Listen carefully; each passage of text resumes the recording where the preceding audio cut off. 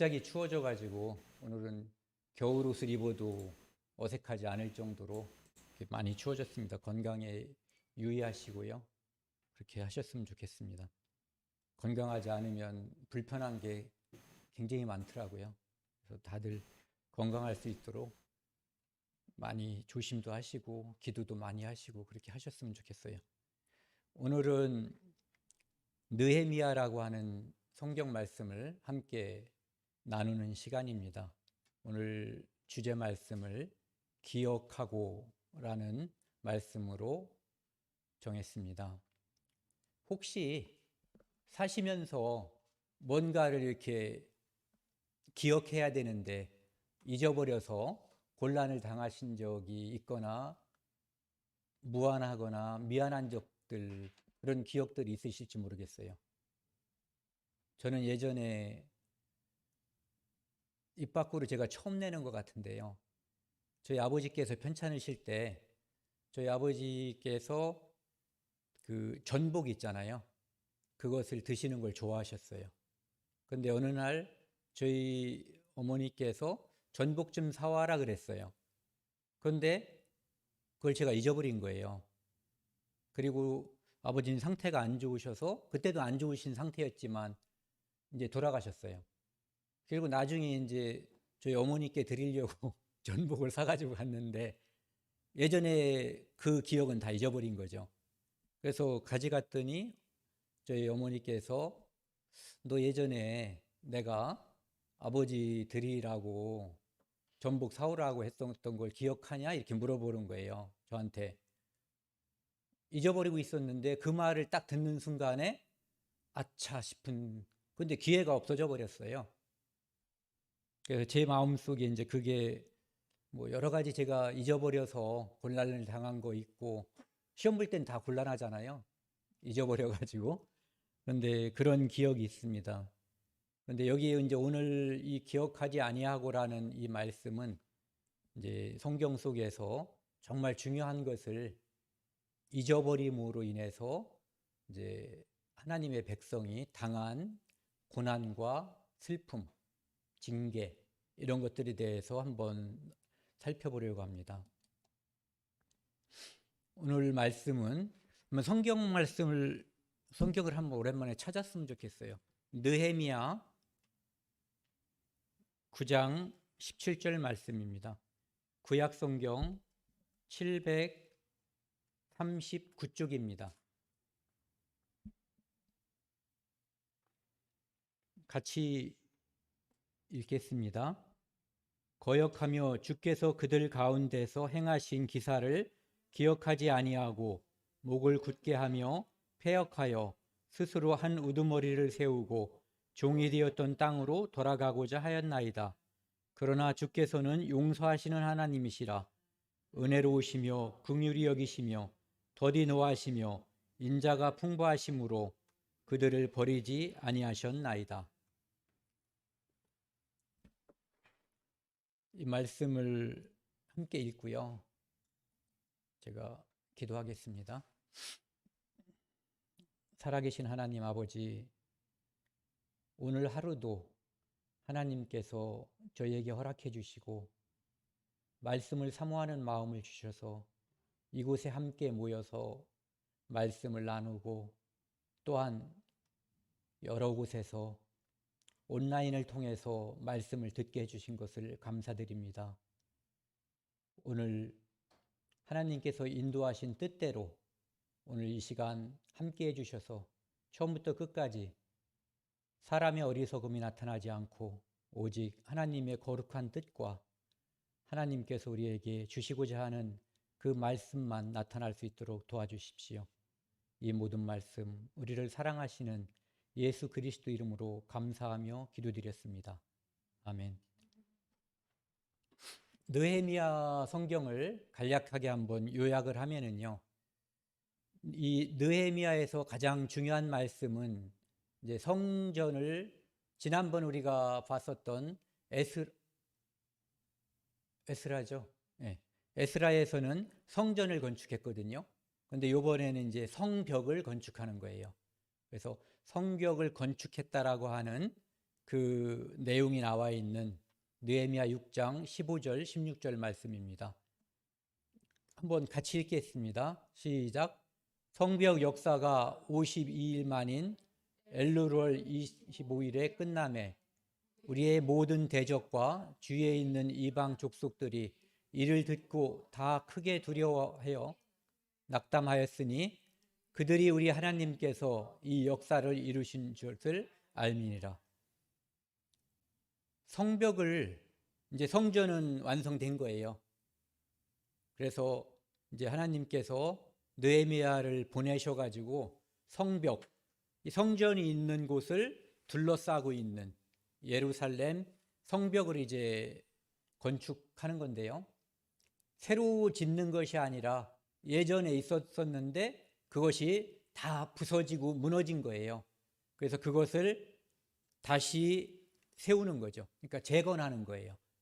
근데 그것을 하는데 지난번에 성전을 다시 지을 때도 그랬지만은 이 성벽을 증축하거나 재건할 때에도 방해 세력이 굉장히 많았거든요.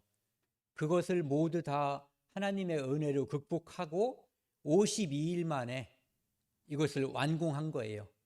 그랬더니 그 주변에서 그 성벽 공사를 방해했던 사람들이 이 소식을 듣고 다 크게 두려워했다는 거예요. 다 두려워하여 크게 낙담했어요.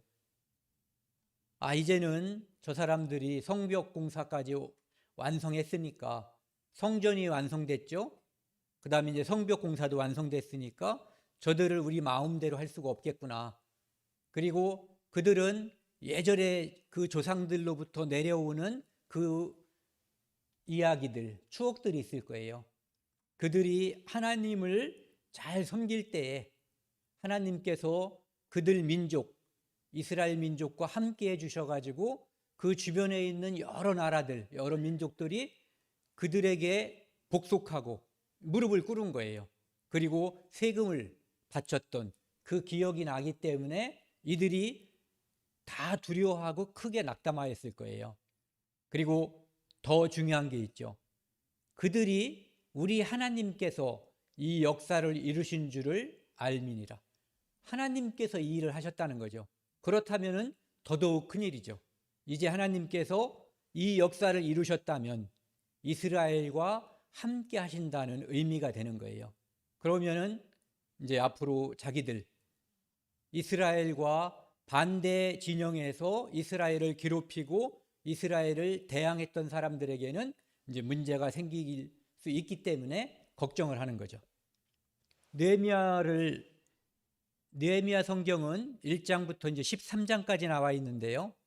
1장부터 7장까지는 예루살렘 성벽을 재건하는 그것이 나와 있고요. 그 다음에 뒤에 8장부터 13장까지는 신앙개혁, 성벽을 재건하고 그 성벽을 재건한 다음에 신앙을 마음속에 여호와 하나님을 믿는 그 신앙이 이제 무너지고 엉망이 됐었거든요. 그것을 재건하는 그런 모습이 나옵니다. 그래서 앞에 보면은 느헤미야가 왜 귀환하게 됐는지 그것을 말하고 있고요. 그 다음에 돌아와서 이제 자기가 그 재건해야지 되는 곳을 밤중에 몇몇 사람만 데리고 이제 탐사한 거예요. 그리고 나서 그곳에 같이 돌아간 사람들, 그리고 이미 돌아와 있는 사람들에게 이 일은 하나님께서 원하시는 일이고 하나님께서 인도하신 하나님의 손길임을 강조하는 거죠. 그러니까 너희들은 두려워하지 말고 하나님께서 함께 하시니까 나와 함께 하자. 이것으로 이제 설득한 거죠. 그래서 성벽을 이제 재건하게 되는 거예요. 아까 말씀드린 것처럼 외부에 방해가 있었고 그 다음에 내부적으로도 갈등이 있었어요. 하지만 52일 만에 성벽이 이제 완료됐거든요. 성벽이 완료됐으면은 바로 성벽 봉헌식을 가질 수 있을 것 같은데 성벽 봉헌식은 갖지 않고 그 다음에 하는 것이 에스라가 등장해서 이스라엘 민족에게 율법을 교육시켜요. 그것은 성전이 완성되면 이스라엘 민족과 하나님과 이제 원래대로 하나님의 백성이 되는 거잖아요. 그래서 하나님을 섬기고 하나님은 그들의 하나님이 되고 이 백성들은 하나님의 백성이 되는 거거든요. 그것이 바로 성전 건축이고 지난번에 에스라서에서 말씀드렸던 거고요. 그 다음에 이 성전을 건축한 다음에는 이제 성벽을 세웠는데 이 성벽은 다른 사람들이 이 성에 쳐들어올 수 없게끔 만드는 역할을 하죠. 즉 이 성벽을 통해서 이스라엘 백성을 하나님의 백성을 하나님께서 보호하고 있다라고 하는 상징적인 의미로 보여주고 있는 거예요. 그래서 그것까지 이제 완성이 되고 나니까 이스라엘 민족에게 이제 에스라를 통해서 율법을 교육을 시켜서 하나님의 백성은 하나님의 백성답게 살아야 된다. 그리고 과거에 우리 조상들이 하나님을 떠났기 때문에 하나님을 배반했기 때문에 지금까지 고난의 연속이었다라고 하는 것을 이제 알려주는 거죠. 그래서 회개와 언약 갱신을 통해서 여호와의 신앙을 무장하는 거예요. 그래서 먼저 제사장, 레위인들을 다시 다 발굴하고 그들을 통해서 이스라엘 민족에게 신앙이 올바로 설 수 있게끔 이제 도와주고요. 그 후에 성벽 봉헌식을 가져요. 그러니까 그런 것들을 먼저 하고 나중에 이제 성벽 봉헌식을 갖는 거죠. 그리고 어떤 특정한 시기에 12년이 지난 다음에 느헤미야가 그 왕이 있는 그 어디야 스산궁 거기로다가 잠깐 소환이 됐다가 다시 돌아와요. 와 보니까 그 전에 성벽을 건축했고 그들의 신앙을 교육을 해서 그들이 상당히 이제 신앙적으로 좋아졌었거든요. 그런데 그 사이에 예레미야가 없는 사이에 그들이 신앙적으로 나태해지고 범죄가 이제 만연해진 거예요. 그래서 그것을 다시 한번 개혁하는 거죠. 그래서 안식일을 준수하는 것이 얼마나 중요한 것인가에 대해서 이야기하고 그리고 이방인과 결혼하지 말라는 것 그것을 통해서 그 나라가 남북으로 솔로몬 때요 나누었고 그리고 그것으로 인해서 우상 숭배로 인해서 하나님으로부터 미움을 사고 하나님의 징계를 받았다고 하는 것을 알려주는 거죠. 그래서 느헤미야는 그렇게 두 부분으로 나눠져 있어요. 성벽 재건과 신앙 개혁. 그래서 그것을 참고로 해서 느헤미야서를 읽으시면 좋을 것 같습니다.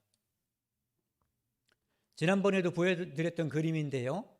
여기 느헤미야도 역시 맨 우측에 보시면 스산이라고 하는 데가 있잖아요. 그곳에서 예루살렘까지 대략 1500 또는 어떤 분은 1600km 정도 된다고 하더라고요. 이 거리를 고향 땅으로 돌아온 사람이에요. 무엇을 하러? 성벽을 건축하기 위해서. 왜 성벽을 건축하려고 했냐면은 하나님께서 느헤미야에게 어떤 마음을 주신 거예요. 느헤미야는 바로 식민지 백성으로서 예루살렘이 아닌 수산에서 자기 조상들이 붙잡혀가서 포로가 된 그곳에서 태어난 세대거든요. 그러니까 예루살렘은 가본 적이 없는 사람이에요. 그런데 왜 느헤미야는 그렇게 예루살렘에 대한 애착, 그 다음에 하나님에 대한 애착, 성벽에 대한 애착을 가졌을까요? 그것은 아마도가 아니라 틀림없이 그 부모들이 늘 느헤미야에게 율법 교육을 시켰을 거예요. 그래서 자기들은 이스라엘 민족은 하나님의 선택한 백성이고 거룩한 백성이라는 것, 그리고 그들이 지금 이곳에서 포로 생활을 하는 것은 바로 우리 조상들이 대대로 하나님께 반역함으로써 우상을 섬김으로써 하나님께 징벌을 받아서 이곳으로 끌려왔고 이곳에서도 역시 하나님을 믿는 신앙을 회복하지 않으면 계속해서 벌을 받을 것이고, 혹시라도 하나님께 받은 그 징벌을 마음속에서 좋게 여기고 회개하면 하나님께서는 그들을 다시 예루살렘으로 회복시켜 준다라고, 돌아가게 해준다라고 말씀하신 성경 말씀, 레위기라든지 신명기라든지 예레미야라든지 이런 말씀을 교육시켰을 거예요. 그렇기 때문에 이 느헤미야는 그런 마음을 갖게 된 거죠. 여기 보시면 이게 다시 보여드리는 편인데요, 여기 3차 귀환이라는 게 있잖아요. 여기 주인공이 빨간 색깔을 칠해놓은 느헤미야예요. BC 444년, 그러니까 예수님이 오시기 전에 444년 또는 445년에 느헤미야가 이제 아까 말씀드린 스산에서 1500, 1600km를 떨어져 있는 예루살렘으로 돌아가서 성벽을 건축하게 된 거죠.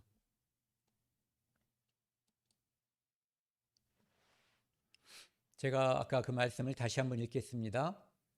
거역하며 주께서 그들 가운데에서 행하신 기사를 기억하지 아니하고 목을 굳게 하며, 하나님께서 이스라엘 민족에게 애굽에서 종되었던 곳에서 일방적으로 하나님의 은혜를 베풀어서 종에서 불러내서 해방시켜줬는데, 그리고 홍해를 건너게 해주셨고 광야에서 먹을 것을 주셨고 물도 주셨고 만나를 주신 거죠. 그랬는데도 그들은 하나님께서 그 행하신 그 기사들, 이적과 이런 것들을 기억하지 않았다는 얘기예요. 그것을 만약에 기억했더라면, 늘 하나님께서 그들을 먹이시고 기르신다라고 하는 것을 기억했더라면 그들은 그런 운명에 빠지지 않았을 거라는 거죠. 그래서 기억하지 않고 목을 굳게 하고, 하나님께 목을 이렇게 뭐라 그래요? 세우면 안 되는 거죠. 그리고 무릎을 꿇었어야 되는 거거든요. 그런데 목을 굳게 하고 패역하여, 그 사람들은 누군가 우두머리 하나를 세워가지고 다시 애굽으로 돌아가려고 그랬어요. 여긴 너무 광야니까 너무 힘들다. 먹을 것도 겨우 만나밖에 없고, 이 만나를 하나님께서 공짜로 은혜로 내려주시는데 그거에 만족하지 않고, 거기서는 노예였잖아요. 하지만 고기도 먹고 뭐 부추도 먹고 마늘도 먹고 이랬다고 하면서 그것을, 노예에 대한 향수, 노예를 그리워서 그곳으로 돌아가자고 했었던 거예요. 그러나 주께서는 용서하시는 하나님이시라. 그런데도 불구하고 하나님께서는 그들의 그 죄를 용서하시고 품어줬다는 얘기죠. 은혜로우시며 긍휼히 여기시며 더디 노하시며 인자가 풍부하심으로 그들을 버리지 아니하셨나이다. 이것을 기억했다면, 하나님께서 그들의 그 많은 잘못을 했는데도 하나님께서 그들을 결국 가나안 땅으로 데리고 갔다는 것, 그것을 기억했다면 그들은 그 후에 그런 우상을 섬기고 하나님을 떠나는 길을 선택하지 않았을 거라는 거죠. 느헤미야 1장 4절에서 7절 말씀입니다. 느헤미야는 좀 전에 말씀드린 것처럼 어디서 태어났냐면은 식민지에서 태어난 거예요. 그 포로 생활 중에서. 그러니까 부모, 어쩌면 할아버지 그 이상부터 포로였을 가능성이 있죠. 그래서 그곳에서 태어났기 때문에 예루살렘에 대해서 가본 적도 없고, 그런데도 불구하고 그 부모들의 신앙 교육에 의해서 엄청나게 하나님 여호와를 잘 믿는 그런 사람이 되어 있었던 것 같아요.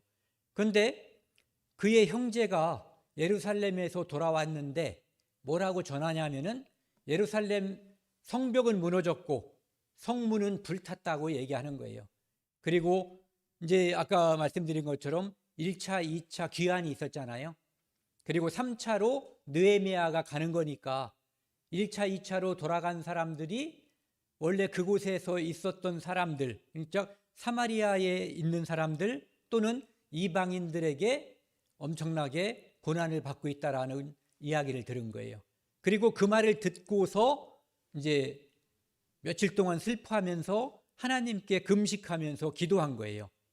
크고 두려운 하나님이요, 주를 사랑하고 주의 계명을 지키는 자에게 언약을 지키시며, 하나님께서는 하나님의 계명을 지키는 자에게는 하나님께서 말씀하신 그 언약을 반드시 지켜주신다는 거죠.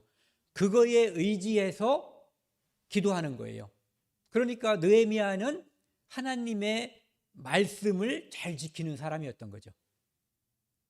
긍휼을 베푸시는 주여 간구하나이다. 이제 종이 주의 종들인 이스라엘 자손을 위하여 주야로 기도하며, 이 느헤미야는 자기 개인의 잘못뿐만 아니라 자기 민족들, 심지어는 조상들이 잘못한 그 죄에 대해서 회개하고 하나님께 기도하는 거예요. 이스라엘 자손이 주께 범죄한 죄들을 자복하오니 주는 귀를 기울이시고 기도를 들으시옵소서. 나와 내 아버지 집이 범죄하였다는 거죠. 그래서 모세에게 명령하신 계명과 율례와 규례를 지키지 않은 것, 그것이 바로 범죄한 내용이에요. 그러니까 회개하는 거예요. 하나님께 회개하면서 기도하는 거죠.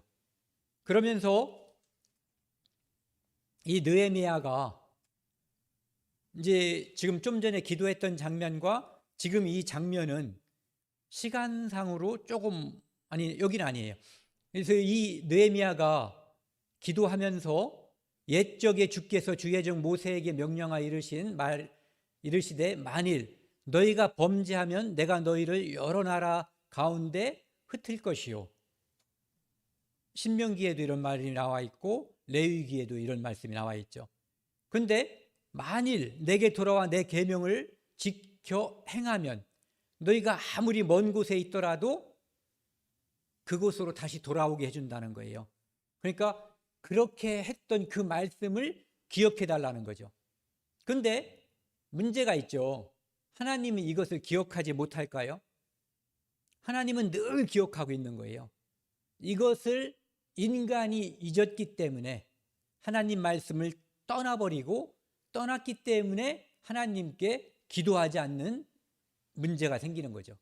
그들이 기억했다면 그 기억에 따라서 행동을 잘못하지 않았을 것이고, 혹 잘못했다고 해도 그들은 하나님께 기도함으로써 은혜가 풍부하시고 노하기를 더디하시는 그분이 돌이킬 것이라고 하는 것, 그들에게 다시 은혜를 줄 거라고 하는 것에 의지해서 기도할 수 있을 거라는 거죠. 그래서 그 말씀을 기억해 달라는 거예요. 하나님은 기억하고 있고 느헤미야가 그 말씀을 기억해서 기도한다는 게 중요하다는 거죠. 그러니까 우리도 마찬가지거든요. 우리가 무엇을 잘못하고 무엇인가 하나님을 떠나 있을 때 우리도 충분히 그럴 수 있는 거예요. 그리고 그런 것이 우리 신앙생활 중에 상당 부분을 차지하거든요. 우리가 죄 중에 있을 때 미안하고 죄송해서 돌아가지 못하는데, 하나님은 잘못을 회개하고 자복하고 돌아가면 늘 받아준다는 거죠. 그런데 하나님께서 우리를 얼마나 사랑하시는지, 그분의 은혜가 얼마나 풍성한지를 모르기 때문에 안 돌아가는 거예요. 그러니까 우리만 기억하면 되는 거예요. 그분은 늘 기억하고 계시니까.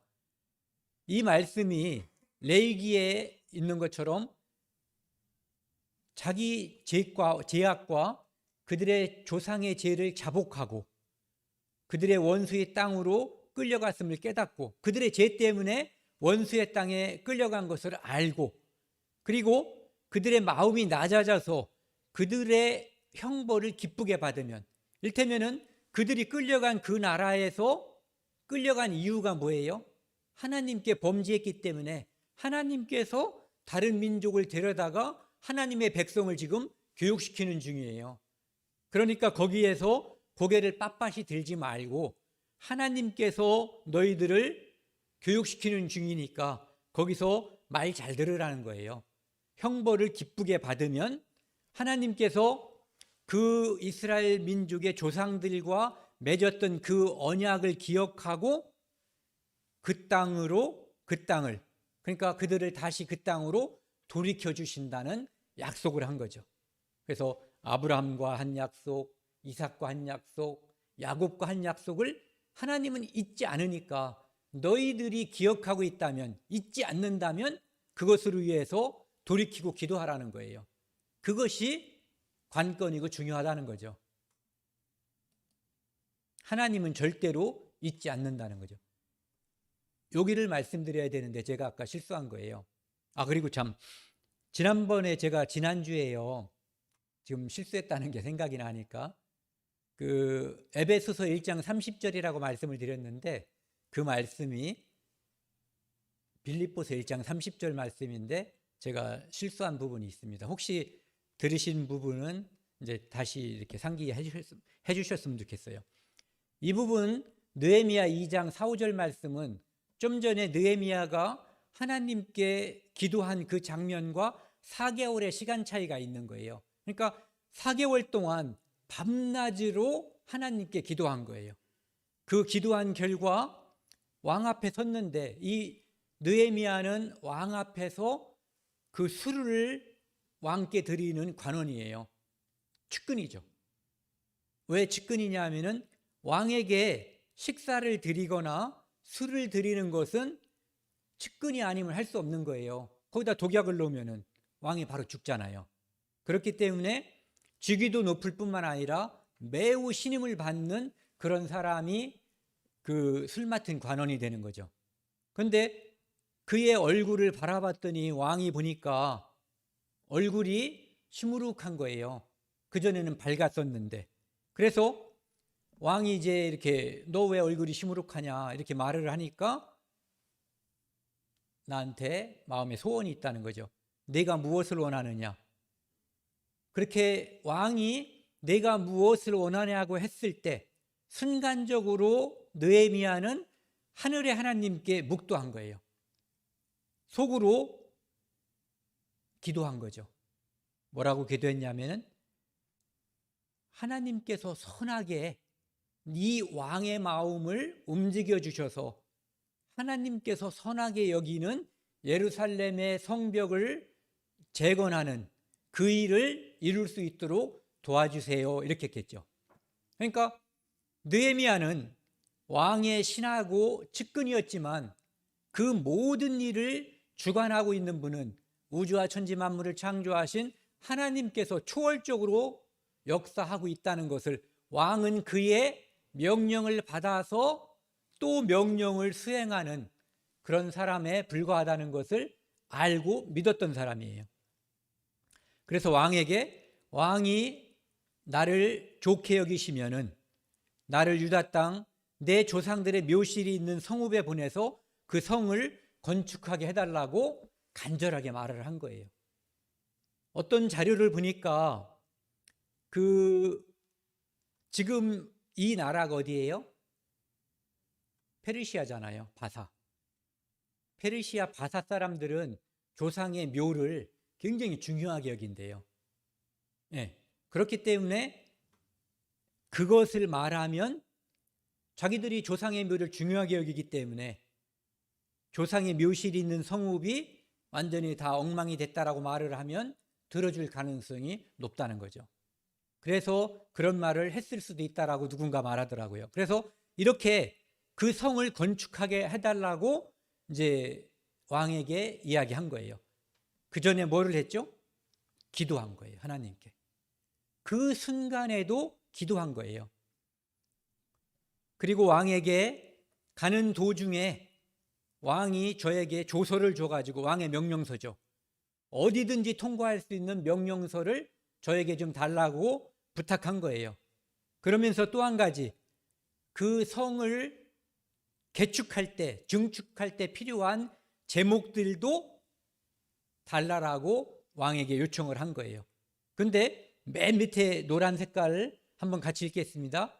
내 하나님의 선한 손이 나를 도우심으로 왕이 허락하고, 왕께 부탁을 했는데 통행증도 주고, 그 다음에 그곳에서 필요한 재료들, 이것도 왕이 다 허락을 했다는 얘기예요. 그런데 거기도 역시 하나님의 선한 손이 나를 도우심으로, 즉 하나님이 왕에게 역사했다는 거예요. 아닥사스다의 왕에게 역사해서 그 왕의 마음을 선하게 변화시켜줬다, 이런 얘기죠.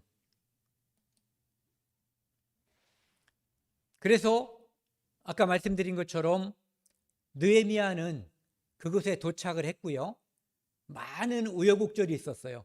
반대 세력이 모함도 하고 겁도 주고 유혹도 하고 협상도 하자고 그러고 살해하겠다고 위협도 가하고 온갖 것이 있었고, 그 다음에 동족들끼리도 어려움이 많았어요. 내부 갈등도 있었고, 하지만 그 모든 것을 다 견디고 하나님의 선한 손이 역사해 주셨기 때문에 성벽 건축을 마친 거예요. 처음에 우리가 읽었던 그 부분이 이제 이렇게 완성됐거든요. 성벽이 완성되고 나서 그들이, 성벽이 완성되면 우리가 집을 지면은 요즘은 그런 걸 잘 안 하죠. 제가 어렸을 때는 시골에서 집을 짓고 나면은 거의 다 했을 때 낙성식이라든지 거기다 뭘 붙여놓고 이렇게 그런 것들을 했거든요.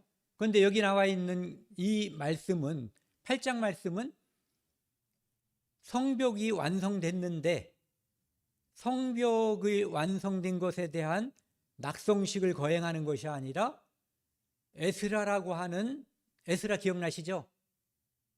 지지난주에 왔었던 그분이 아니라 BC 458년에, 즉 느헤미야가 445년 또는 444년에 가기 전에 11년 또는 12년 전에 이미 유다 땅으로, 예루살렘으로 와서 그들에게 율법 교육을 시켰던 그 사람이에요.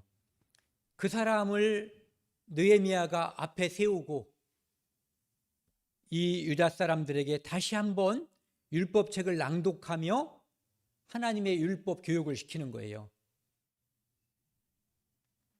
그러니까 9절에 보면은 백성이 율법의 말씀을 듣고 우는지라.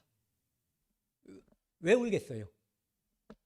하나님의 말씀, 이것을 우리가 순종했다면 우리가 이런 신세가 되지 않았을 텐데, 우리 조상들이, 그리고 우리도 하나님 말씀을 떠나서 우상 숭배하고 율법을 거역했기 때문에 이러한 모습들, 계속해서 예침을 받다가 결국은 북에 있는 이스라엘도 망하고 남쪽에 있는 유다도 망하고 다 포로로 끌려가고 그곳에서 포로 생활을 하고 이제 돌아와서 정말 힘들게 성벽 건축을 마친 상태에서 이제는 하나님께서 이스라엘 민족에게 무엇을 원하셨는지 그 율법을 듣고 나니까, 우리가 하나님 말씀을 들었으면 이런 일이 없었을 텐데 이제부터라도, 그래서 후회하고 또 앞날을 다짐하면서 우는 거예요. 그런데 그때 이제 느헤미야하고 에스라, 그날 레위 사람들, 이제 지도층에 있는 사람들이 오늘은 너희 하나님 여호와의 성일, 거룩한 날이니까 슬퍼하지 말라. 그러면서 맨 밑에 보시면요, 여호와를 인하여 기뻐하는 것이 너희의 힘이니라. 이 말씀을 꼭 기억을 하셨으면 좋겠어요. 살면서 우리가 하나님을 통해서 또는 하나님을 인해서, 하나님에 의해서 마음속으로 기뻐하는 게 우리의 힘이에요. 하나님께서 나의 구세주가 된다.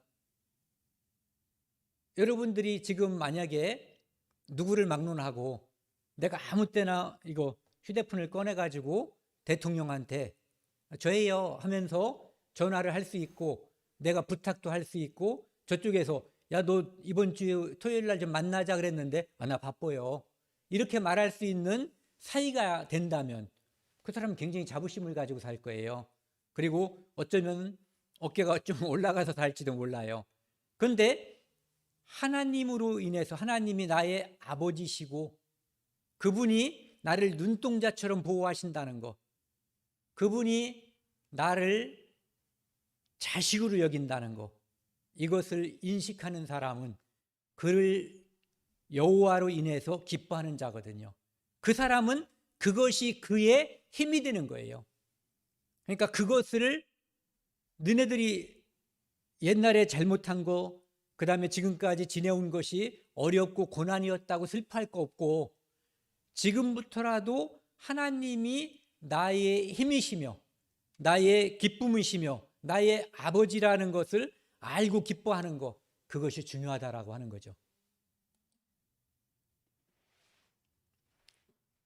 이들은 이제 율법 교육을 쭉 듣고 나니까, 율법을 듣고 나니까 자기들이 지금까지 잘못한 것에 대한 사죄, 회개, 이것이 일어나는 거예요. 9장에 보면은 금식하며 굵은 베옷을 입고 티끌을 무릅쓰며, 이것은 유대인들이 특별히 하나님께 잘못을 했을 때 밥을 굶어가면서 베옷을 입고 이렇게 막 먼지 같은 거 날리면서 하나님께 회개하는 장면이에요. 그러니까 자기를 꾸미지 않고 최대한 낮아지는 거죠. 만약에 제가 아버지께 뭔가 잘못을 했어요. 그런데 고개를 빳빳이 들고 이렇게 뒷짐 딱 쥐고 이렇게 가가지고 이렇게 하고서 아버지 웃으면서 제가 뭐 잘못은 있는데 이렇게 말하면 용서받기가 좀 어려울 거예요. 그러니까 그 자세도 굉장히 중요한 거거든요. 그러니까 그 진심이 외부의 몸가짐에서 드러난 거예요. 모든 이방 사람들과 절교하고, 지금 예루살렘에는 이방 사람들도 있고 이방 사람들과 이미 혼혈이 된 사람들도 있고, 이제 바벨론으로 잡혀갔다가 포로에서 돌아온 1차 귀환자, 2차 귀환자, 3차 귀환자가 이제는 혼재되어 있는 상황이에요. 그런 상황에서 이미 이방 사람들과 결혼해서 사돈을 맺고 인척관계, 가족관계가 된 사람들도 많이 있고, 그래서 그 사람들과 이것을 절교하고 서서 자기의 죄와 조상들의 허물을 자복하고, 하나님께 무엇을 기도할 때는 먼저 하는 게 이거거든요. 자기의 죄와 허물을 자복하는 것.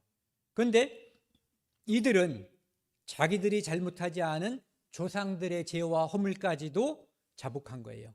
그러니까 회개의 범위가 매우 넓었던 거죠.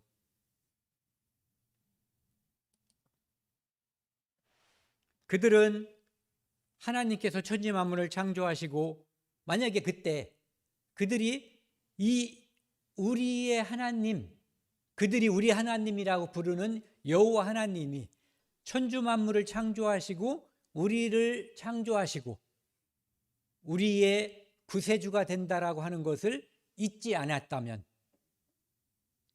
아브라함과 이삭과 야곱에게 한 약속을 말씀대로 이루셨다는 것을 잊지 않았다면, 애굽에서 종되었을 때 하나님께서 10가지 재앙을 내리시고 마지막 6월절 재앙을 내리시면서 애굽의 장자와 짐승의 첫 새끼를 다 죽여버리실 때 6월절 피 바르는 그 집에 있는 유대인들만 하나님의 권능으로 구별하시고 살리셨다는 것을 잊지 않았다면, 홍해를 가르시고 자기 백성들만, 그 조상들만 구원하셨다는 것을 잊지 않았다면, 광야에서 40년 동안 만나를 먹이시고 물을 주시고 옷도 헤어지지 않고 발도 부르지 않았다고 하는 것을 잊지 않았다면, 그들에게 생명도 주시고 하루하루를 살게 해주시는 분이 여호와 하나님이라는 것을 잊지 않았다면, 그들이 송아지를 만들고 애굽으로 돌아가자는 운동을 벌였을 때에도 하나님은 그들을 멸하려고 하다가 용서해 주시는 분이라고 하는 것을 잊지 않았다면, 가나안에서 결국은 하나님께서 가나안까지 인도하셨죠. 그곳에서 큰 축복을 하셨는데도 불구하고 그들은 계속해서 불순종했거든요. 우상을 섬기고 그 가나안 족속을 멸종시키라고 했을 때 그 말씀도 듣지 않았어요. 그리고 그들은 사사기를 말하는 거죠. 그들이 잘못하고 적들이 쳐들어오면은 부르짖고, 그러면 하나님께서 그들을 구원해 주시고, 이것을 반복했을 때, 수없이 반복해도 하나님께서는 그들을 계속 구원해 주셨거든요. 그리고 남과 북으로 나누어서 그들이 계속해서 북쪽이 망했는데도 남쪽의 유다가 정신을 못 차렸는데도 하나님께서는 그들에게 애정과 사랑을 계속 부어주셨거든요. 그것을 잊지 않았다면, 잊지 말았어야 되는 거죠. 그리고 그렇게 해서 바벨론에서 느부갓네살이 와서 1차, 2차, 3차 침공을 했는데도 불구하고 그들을 완전히 멸하지 않고 포로로 데리고 가서 그곳에서 살게 해주시고 다시 또 돌아온다라고 하는 약속을 주신 거죠. 예레미야를 통해서 70년이 지나면 고국으로 돌아올 수 있다라고 하는 미래에 대한 소망과 희망도 주신 거예요. 그것을 잊지 않았다면, 그리고 하나님은 공의로우시지만 그 조상들은 계속 불순종했다는 것, 그리고 그들은 악행을 그치지 않았다는 것, 그것을 그들이 잊지 않았다면, 하나님과 자기 조상들의 관계가 어떠했는지를 잊지 않았다면 그들은 오늘날 이곳에 있지 않았을 거라는 거죠. 식민지 백성도 되지 않고 포로로 끌려갔다가 여기 돌아와서 험할 거 아니에요. 사막 가운데 나를 죽이려고 하는 사람들은 많고 나를 보호하는 사람은 드물고, 그러니까 오직 믿을 수 있는 건 하나님밖에 없는 거예요. 그분만 믿을 수가 있는 거죠. 그래서 9장 36절에서 38절 말씀을 보면은요, 그 조상들이 이제 가나안 땅에서 아름다운 소산을 누리게 하고 그 땅에서 이렇게 하나님의 은혜를 받았는데 이제는 종으로 다 이곳에 끌려왔다는 거죠. 그리고 나서 그 죄로 말미암아 주께서 우리 위에 세우신 이방 왕들, 죄 때문에 끌어왔고, 그리고 그 위에는 바벨론 왕이 있고 이제는 페르시아 바사 왕이 있는 거죠. 나중에는 또 헬라 왕이 존재하고 그 다음에 로마 왕이 존재하는 거예요. 그것으로 인해서 엄청난 곤란을 겪는 거예요. 여기 와 지금 예루살렘으로 돌아왔는데도 이곳에서도 곤란이 매우 심한 거거든요. 그러니까 38절에 보시면요, 우리가 이 모든 일로 말미암아 이제 견고한 언약을 세워, 지금까지 말씀드린 그 모든 일에 대해서 우리가 죄를 자복하고 하나님의 은혜에 의지해야 된다는 것을 이스라엘 사람들이 이제 인식하고 하나님의 은혜를 다시 기대하는 거예요. 우리의 방백들과 레위 사람들과 제사장들이 다 인봉하나이다. 그들이 이제는 하나님께 순종하겠습니다라고 도장 찍은 거예요. 확고하게 다시는 돌이키지 않겠다라고 각오하고 거기에 이제 도장까지 찍은 거죠. 변개할 수 없는 도장을 찍은 거예요. 인봉한 거죠. 그래서 느헤미야가 성벽이 완성된 다음에 이제 이 신앙을 통해서 그들에게 여호와 하나님을 믿는 신앙이 곤고해질 수 있게끔 율법 교육과 회개를 통해서, 그 다음에 과거 역사를 통해서 하나님과 자기 조상들과의 관계를 살펴보면 무엇이 문제인지를 금방 알 수가 있거든요. 여기 보시면은요, 이 성벽이라고 하는 것은 선민을 하나님께서 보호해 준다라고 하는 상징이에요. 그래서 이것을 세운 것은 성전을 통해서 하나님께서는 이스라엘 민족과 교제를 하는 거예요. 그들은 내 백성이 되고 나는 그들의 하나님이 되고 그곳에서 하나님을 경배하고 예배하고 죄의 용서를 받는 거거든요. 그런데 성벽이 필요한 이유는 이 성벽이라고 하는 것은 분리하는 효과를 가지고 있거든요. 이 높은 성은 예루살렘에 살고 있는 유대인과 성 밖에 있는 이방인들을 분리해 주는 거예요. 그것을 통해서 혼혈이 되지 못하게, 그래서 늘 우리가 살고 있는 곳과 그들이 살고 있는 곳이 다르다고 하는 것을 보여주고 있는 거죠. 성전을 지었으면 됐지 무슨 성벽을 또 짓냐 이렇게 말할 수가 있거든요. 그러면은 요즘 우리 시대를 한번 생각을 해보자고요. 구원을 받았으면 됐지 뭘 거룩하게 사냐라는 말씀과 비슷한 거예요. 구원을 받은 사람은 거룩하게 구별되게 살아야 된다는 말씀이 바로 성전을 짓고 이 성벽을 개축, 증축, 뭐라고 그랬죠 아까는? 하여튼 다시 짓는 그 일을 꼭 해야지 되는 이유가 되는 거죠. 이 성벽 안에 있는 사람들은 안정돼 있어요.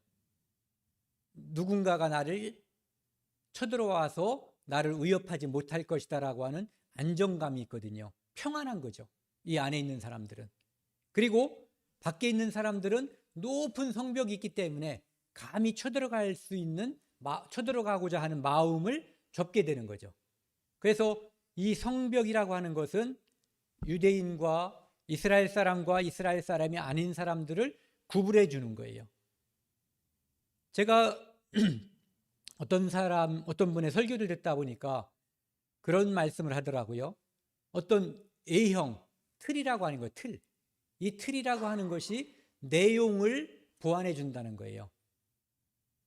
이 성벽이 없으면 그들은 이방인들에게 노출이 돼요. 적에게 쉽게 노출이 되는 거죠.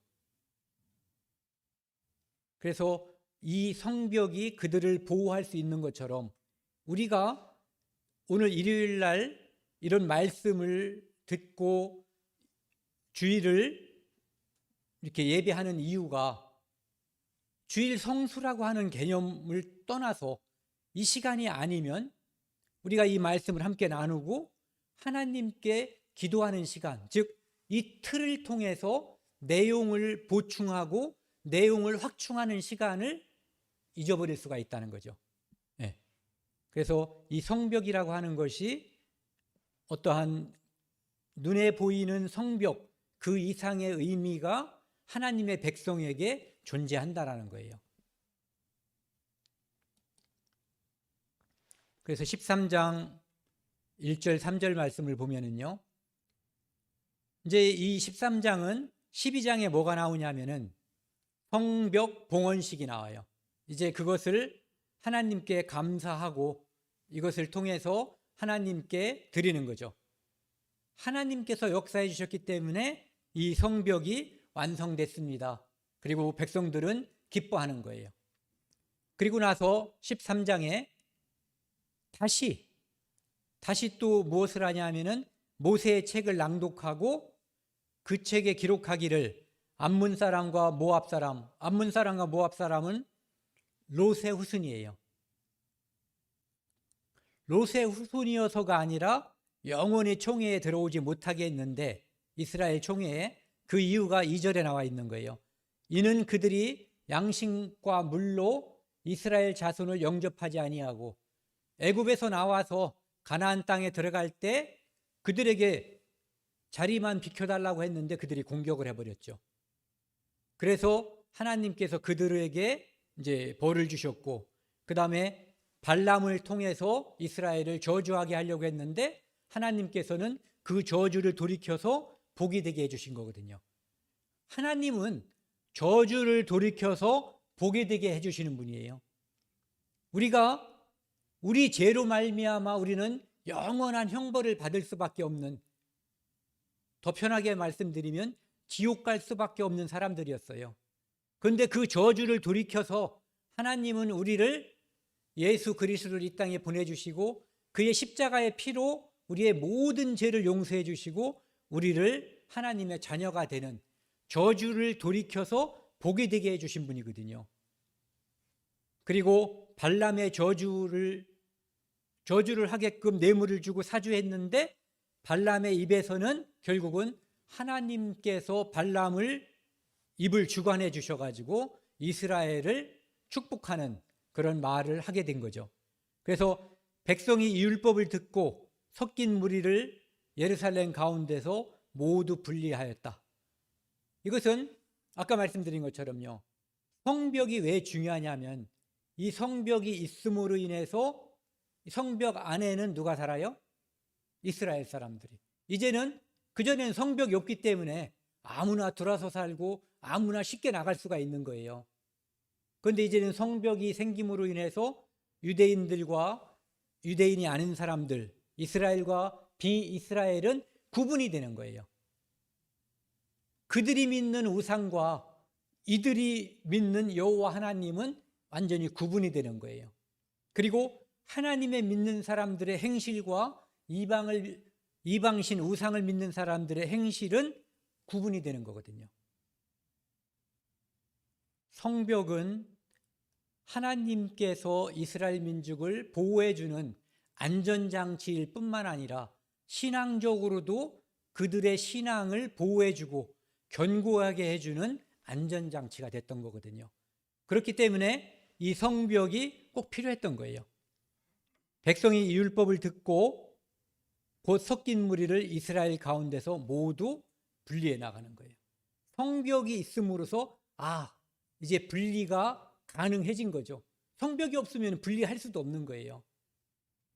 그래서 거듭난 그리스도인들도 반드시, 거듭난 사람들은 이 분리하는 일, 구별하는 일, 거룩하게 사는 일이 꼭 필요한 거죠. 절차상 필요한 거예요. 그 다음에 그 뒷부분이요, 느헤미야 이제 거의 끝부분입니다. 대제사장 엘리야십의 손자 요나다의 아들 하나가, 이게 무슨 말씀이냐면은 대제사장은 이스라엘의 최고위층 지도자예요. 그의 손자가 이 성벽을 증축하는데 반대했었던 가장 악질적인 사람인 산발랏의 사위가 되어버린 거예요. 이건 말이 안 되잖아요. 그들과 다른 사람은 몰라도 대제사장의 아들, 손자는 나중에 또 대제사장이 될 수 있는 사람들이에요. 그런데 그 사람들이 이 성벽을 짓는 것을 방해하고 끝까지 회방했었던 사람의 사위가 됐다는 거죠. 그리고 또 제가 인용을 하지 않았지만요, 도비아라는 사람이 있는데, 도비아는 여기 나와 있는 산발랏의 밑에서 있는 사람인데 그 사람도 역시 온갖 악행을 다 저지른 사람이거든요. 그런데 그 도비아는 이중으로 이스라엘 사람들과 혼인을 맺었어요. 도비아는 유대인을 사위로 뒀고, 그 다음에 그의 손자가 유대인의 딸을 며느리로 둔 거예요. 그러니까 손주 며느리가 된 거죠. 그러니까 이런 일들이 지도층 사이에서 벌어지고 이렇게 됐던 거예요. 그것이 언제 그런 일이 벌어졌냐면은 아까 처음에 말씀드렸던 것처럼 느헤미야가 다시 잠깐 스산성에 갔다 온 거예요. 아닥사스다 왕이 불러가지고. 그래서 갔다 온 사이에 이런저런 일이 벌어졌고, 그리고 이렇게 이제 혼인을 하고 이런 일들은 늘상 있었던 건데, 그래서 에스라에 보면 이것을 금지시키잖아요. 그리고 다 쫓아버리고, 심지어 누구는 자식까지 낳았단 말이 나와 있었어요. 그런데 그때의 이 개혁이 완전하지 않았던 거죠. 그러니까 대대적인 개혁을 했지만 완전하지 않았고, 그리고 이 지금 느헤미야가 하는 이 개혁이 저는 상당히 효과를 봤다라고 생각을 해요. 왜냐하면은 나중에 예수님 시대에 이 일과 예수님 시대는 시간적으로 한 400년 이상의 차이가 나죠. 그런데 그때 사마리아 사람들을 유대인들이 경멸하거든요. 즉 유대인들은 혼혈이 안 됐다는 얘기고 사마리아는 혼혈이 됐다는 얘기거든요. 즉 혼혈이 되지 않고 혈통을 지킨 수많은 유대인들이 존재했었다는 거죠. 그래서 이때에 이것이 효과가 있었다, 이런 얘기를 할 수가 있는 거죠. 29절 말씀을요. 내 하나님이여 그들이 제사장의 직분을 더럽히고 제사장의 직분과 레위 사람에게 대한 언약을 어겼사오니 그들을 기억하옵소서. 그들이 만약에 이것이 잘못이라는 것, 하나님의 율법에 이방 여자와 결혼해서는 안 된다라고 하는 것을 기억했다면 이 일은 벌어지지 않았을 거예요. 그래서 여기서 하나님께 그 언약을 어긴 것을 기억해달라는 것은 이 사람들은 하나님이 벌 좀 줬으면 좋겠다라는 그런 청원인 거나 마찬가지예요. 이 느헤미야는 하나님께 여러 번 기도하면서 기억해달라는 말을 많이 하거든요. 말씀을. 그것은 바로 하나님이 기억을 못할 것 때문에 그러는 게 아니에요. 내가 기억하고 있고 하나님의 말씀을 기억하고 있는 것이 매우 중요하다는 거, 잊지 않는 것이 중요하다는 거죠. 하나님의 말씀을. 그래야만 행할 수가 있는 거거든요. 여기 있는 것은 이 막걸리 잔이에요. 이 막걸리에다가 이 물을 들어 부으면은 그냥 막걸리 겸 물 겸 섞여버리는 거예요. 하나님께서 경계한 게 바로 이런 거거든요. 성벽을 만들고 이스라엘 사람과 이방인은 분리가 되라는 거예요. 이렇게 여기다 타버리면은 이것이 막걸리였는지 물이었는지 구분할 수 없는 흐리멍텅한, 라우디게아 사람들이 그랬죠. 네. 그런 모습이 돼서는 안 된다는 거죠. 여기 보시면은 물과 기름, 이것은 이제 지금 제가 이 말씀, 이것을 인용하는 것은 이 세상에서 물과 기름은 원수들이라든지 이런 거 할 때 인용하고 그러잖아요. 그러니까 지금은 그런 뜻으로가 아니라 분별, 구별돼야지 된다라는 것을 이제 말씀드리는 거거든요. 그래서 이 물과 기름 사이에 층이 있는 것처럼 이스라엘 민족과 이방인 사이에는 이 성벽이 존재했었던 거예요. 그리고 성도에게는 거룩함과 구별. 세상 사람들은 세상의 풍조에 이끌려서 쭉 떠내려가는 거거든요. 강물이 밑으로 이렇게 흘러서 강으로 가는 것처럼. 그런데 그리스도인은 이 강물을 거슬러 올라가서 이 세상을 거꾸로 올라가는 거예요. 즉 죄와 싸우는 거죠. 그리고 하나님께서 말씀하신 세상과 악마, 마귀가 다스리는 세상은 충돌하게 되어 있거든요. 그것을 거슬러 올라가기 위해서는 구별, 분별이 돼야지 된다는 거죠. 마지막 말씀입니다. 느헤미야 13장, 이게 느헤미야서의 마지막 말씀인데요. 내가 이와 같이 그들에게 이방 사람을 떠나게 하여 그들을 깨끗하게 하고, 이방 사람을 떠나게 한 것이 그들을 깨끗하게 한 거라는 거예요. 바로 하나님께서 그렇게 한 이유가 이 사람들은 나쁜 놈이고 유대인은 착하다는 의미가 아니에요. 도덕적인 개념이 아니라 이들이 믿는 여호와 하나님과 그들이 믿는 우상이 다르다는 거예요. 그래서 그들이 섞여버리면 이들이 믿는 우상이 이쪽 이스라엘에게 들어올까 봐. 어려서 그렇게 믿음이 좋았던 솔로몬이 거기에 실패했던 사람이잖아요. 그것을 유대인들은 늘 돌이켰어야지 되는 거거든요. 그것을 기억한다면, 그들은 이런 일들이 벌어지지 않을 수 있는 거거든요. 제사장과 레위 사람의 반열을 세워 각각 자기의 일을 맡게 하고, 그래서 깨끗하게 하고, 즉 성벽을 세운 거예요. 구분을 한 거죠. 그 다음에 제사장과 레위 사람들에게 역할을 맡긴 거예요. 그들은 하나님의 성전에서 일하는 사람들이죠. 그리고 그들은 그들에게 율법을 가르치는 그런 사람들이에요. 제사하고. 그래서 그들이 올바로 서지 않으면 유대인들이 하나님 앞에 올바로 설 수 없다는 거죠. 31절, 또 정한 기한에 나무와 처음 익은 것을 드리게 하였으니, 처음 익은 열매는 하나님께 드리라고 했거든요. 6월절과도 관련이 되어 있는 말씀인데요. 내 하나님이여 나를 기억하사 복을 주옵소서.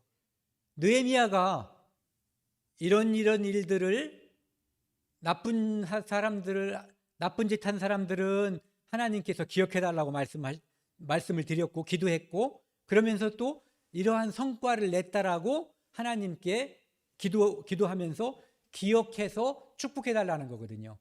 그것은 하나님께서 늘 기억하고 있지만, 하나님은 잘못된 거에 대한 징벌이 있고, 그 다음에 하나님 말씀에 순종하고 그것을 따른 사람에 대한 축복이 있다는 것을 느헤미야를 통해서 모든 사람들, 그 당시에 예루살렘에 살던 유대인들 뿐만 아니라 모든 시대를 거쳐서 우리 시대에까지도 역시 하나님은 기억하시는 분이다. 그리고 우리는 하나님의 말씀을 기억해야만 된다. 잊지 않아야지 되는 거거든요. 그거 잊지 않는 것이 우리 신앙의 기초가 되는 거죠. 오늘 여기까지 하겠습니다. 같이 기도하시겠습니다. 살아계신 하나님 아버지, 감사합니다. 오늘 느헤미야 성경을 통해서 하나님께서 성벽을 건축해 주시고, 그 성벽을 통해서 이스라엘 민족과 이방 사람들을 거룩하게 구분함으로 말미암아 그들이 다시는 우상 숭배를 하지 않도록 말씀해 주셨고, 또한 이방 사람들과 혼혈이 되지 않게끔 느헤미야를 통해서 여러 조치들이 이루어졌음을 알게 되었습니다. 오늘 살고 있는 저희에게도 이 말씀을 주신 것을 감사드립니다. 거듭난 저희들이 거룩함으로써, 성벽과 같이 구별됨으로써 이 세상에서 하나님의 빛과 소금이 될 수 있도록 인도해 주시고 도와주십시오. 이 모든 말씀 우리를 사랑하시는 예수 그리스도 이름으로 감사하며 기도드렸습니다. 아멘.